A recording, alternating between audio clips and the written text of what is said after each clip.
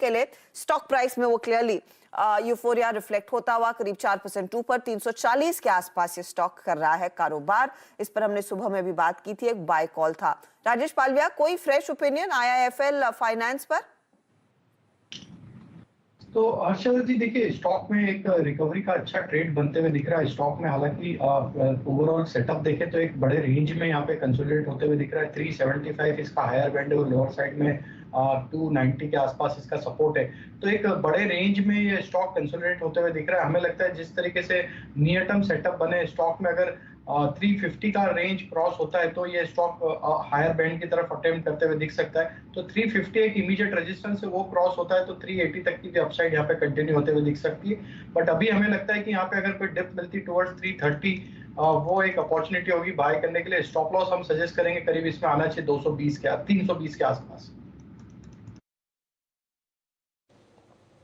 Okay, ये IIFL finance पे आपका ठीक है और आपकी स्क्रीन पे 340 की ट्रैजेक्टरी में मैनेजमेंट से आपने चर्चा को सुना, चर्चा है सीएनबीसी आवाज़ की। अब चलते हैं बिग मार्केट वॉइसेस की तरफ और आज इस कड़ी में हमारे साथ ताहिर बादशाह मौजूद हैं बातचीत करने के लिए, सीईओ इन्वेस्को म्यूचुअल फंड्स के। ताहिर, गुड मॉर्निंग, कार्यक्रम में स्वागत है आपका और बहुत दिनों बाद बात हो रही है आपसे आज, लेकिन स्थिति में कोई परिवर्तन नहीं है। और अब देखिए, जब ये वॉर स्टार्ट हुई थी मार्च फरवरी के बीच में जो हमने लोज लगाए, अब तक तो वो वॉलेट नहीं हुए। अभी हम उस, अगर आप देखें, लो को मेंटेन कर रहे हैं। लेकिन मैं यहाँ से बात कर रहा हूँ अल्टीमेटली आपसे, रिस्क अभी भी कितना है? क्योंकि सारे वर्ल्ड वाइड सेंट्रल बैंक्स जो हैं वो एंगेज्ड हैं इस वक्त इस महंगाई से जो लड़ना है। रेट हाइक्स की प्रोसेस जो है वो चरम पे है और इन सब, अगर आप देखें, इन्फ्लेशन को स्पॉन्सर करने वाला क्रूड अभी भी ठंडा नहीं पड़ा, इट्स स्टिल एट 122। तो अभी यहाँ से अभी भी ताहिर आपको डाउन साइड रिस्क कितना लग रहा है मार्केट में, या फिर आपको लगता है कि नहीं, एक मीनिंगफुल बेस हम ऑलरेडी बना चुके हैं? जहाँ तक मेरी अंडरस्टैंडिंग है, मुझे लगता है कि एक राउंड ऑफ जो मार्केट का करेक्शन होना था वो हो गया है। एंड स्पेशली जो एक पहला जो एक रैपिड इन्फ्लेशन शॉक आया which was surprising for every economy around the world, और वो डेवलप हो रहा था कुछ महीनों से, मतलब even before the conflict set in. तो उसको रिफ्लेक्ट करने के लिए जो मार्केट को एक रीएडजस्टमेंट करनी थी, वो मुझे लगता है एक फेज हो चुकी है। मैं कहूंगा कि मैं ऐसा नहीं कहूंगा कि यहाँ से मार्केट में कोई डाउन साइड नहीं है, लेकिन मुझे लगता है कि डाउन साइड रिलेटिवली लेस है। एंड एक दो रीजन है उसके लिए।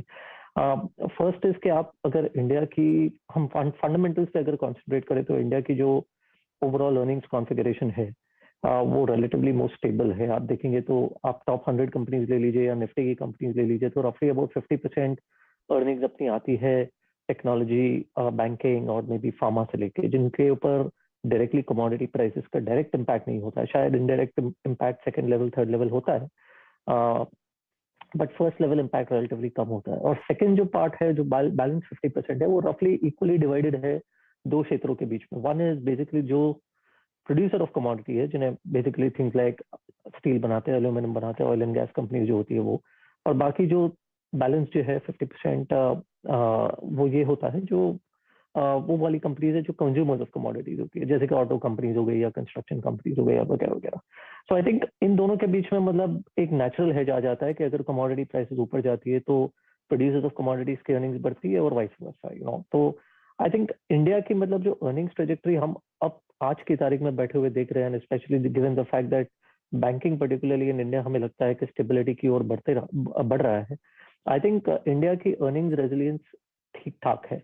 मैं नहीं कहूंगा कि डाउनग्रेड नहीं आ सकते। डाउनग्रेड की एक साइकिल हमने ऑलरेडी देखी है, तो अर्निंग साइकिल थोड़ा बहुत नरम जरूर हुआ है from the expectations which were there at the early part of the year, but we are still in the hunt for रफली अबाउट 15% अर्निंग्स ग्रोथ। अब ये 15% अर्निंग्स ग्रोथ आने वाले एक दो साल में अगर हम इंडिया डिलीवर कर सकती है तो मुझे लगता है कि वैसे अगर हम इस आज की मार्केट के बारे में बात करें और वैल्यूएशन देखें तो हम निफ्टी के मल्टीपल के हिसाब से देखें तो we already at a 5-year average on 1-year forward P.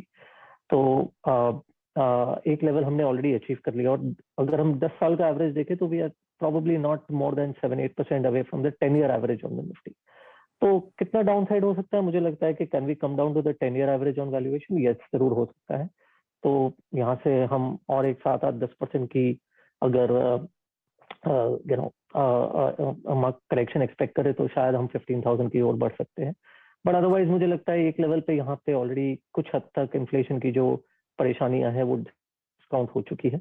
Oil clearly is something which is troubling us as a country, but बहुत सारी ऐसी कमोडिटीज है जहाँ पे हमने करेक्शन भी देखा है। सो फॉर एग्जाम्पल अगर आप LME मेटल इंडेक्स को देखें तो ऑलरेडी जो भी सब पोस्ट कॉन्फ्लिक्ट जो गेन हुआ था वो लगभग वही लेवल पे आ गया है जहाँ से शुरुआत हुई थी।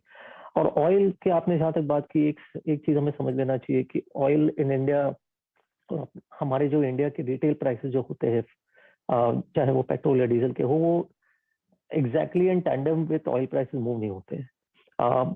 जब इंडिया में सिचुएशन ये है कि $50 ऑयल में भी हमारे प्राइसेस बढ़ते हैं और $100 में भी बढ़ते हैं। शायद $100 में कम बढ़ते हैं, $50 में ज्यादा बढ़ते हैं। So the thing is that हमने अभी तो बल्कि रिसेंटली ये भी देखा है कि government has in order to smoothen out prices वो एक्साइज ड्यूटी रिडक्शन भी किया है, जो काफी हद तक एक रिलीफ फैक्टर बन जाएगा।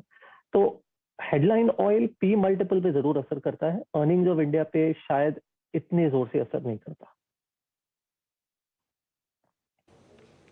ओके, ताया जी, जो आपने ये